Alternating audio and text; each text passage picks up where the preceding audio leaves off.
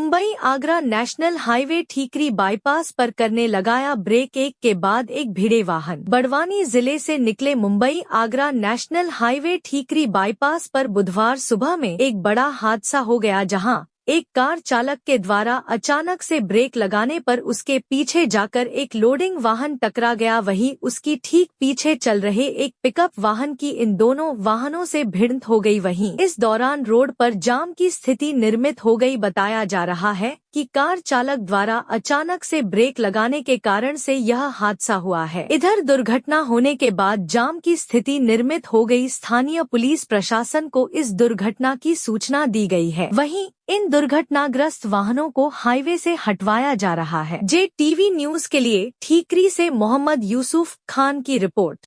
JTV news से जुड़े रहने के लिए हमारी खबरों को लाइक और शेयर करें, हमारे चैनल को सब्सक्राइब करें और अपडेट रहे हर छोटी बड़ी खबरों से।